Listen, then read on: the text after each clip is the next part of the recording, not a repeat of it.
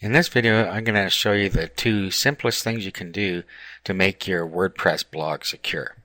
These are two very simple things, and they're going to secure about 90% of the problems you will have with people trying to hack your blog. Now, the first thing is that you should keep everything updated. You should keep the latest version of WordPress installed, because they often come out with bug fixes and they fix any holes that they find in the system as far as hacks. Also, any updates to plugins should also be installed. Okay, for the same reasons, they update them to run with the latest version of WordPress, which you're going to update to, but also they fix bugs in them and potential holes where people can hack into your blog. So those are very simple things. Just make sure you keep it up to date. Now the other thing is, let me show you something here. Let's go to Event Viewer.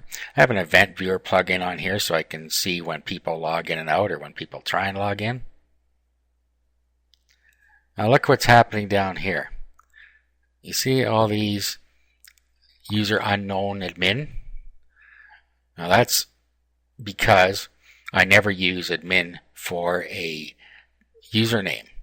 Now many people do, because it's the default for a lot of people is to use admin and then a password. So there are a lot of scripts out there that have been developed to go in and try and hack using admin and some passwords that a lot of people like to use. So what you want to do is pick a different username. Now if you look at these, you'll see that these are all happening within a second of each other. If you look on here, so you know that somebody is using a script to try and hack into here. So it's very important that you don't use admin. That's the number one thing that the scripts look for an exploit. Now, if you've already used admin for your username and you have a bunch of content on there already, all is not lost. You can quite easily attribute all your content to a different user. So what you have to do, I'm going to show you on a different blog here that's just a test blog. What you do is you go to Users and you're going to add new. So this is going to be your new username, and you shouldn't really use test account, but use something here that you know is secure. And then make sure you use a secure password. This should contain numbers and capital and small letters, just to make it nice and secure.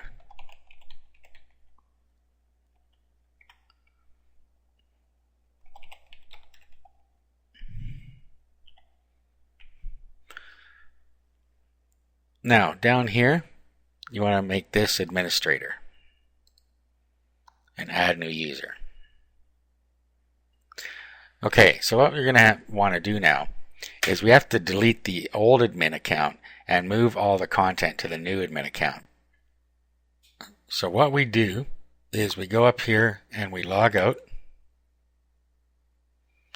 Now we're going to log in with the new account.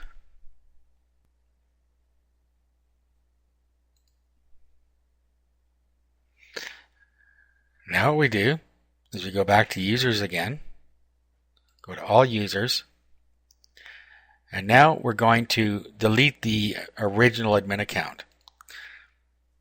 Now, even if you already have a whole pile of posts and content assigned to the admin user, what you do is you click this second radio button here, and then you find the account you set up as your new admin account in the drop-down list.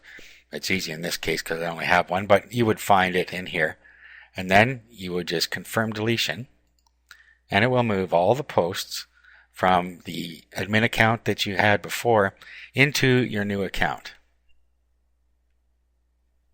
So as simple as that, you've now got rid of the admin user and all of your content remains.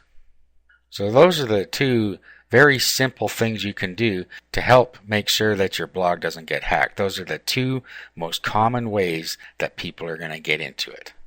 Now there are many other ways that you can secure your blog, but I just wanted to go over the two most common ones that are the easiest to fix.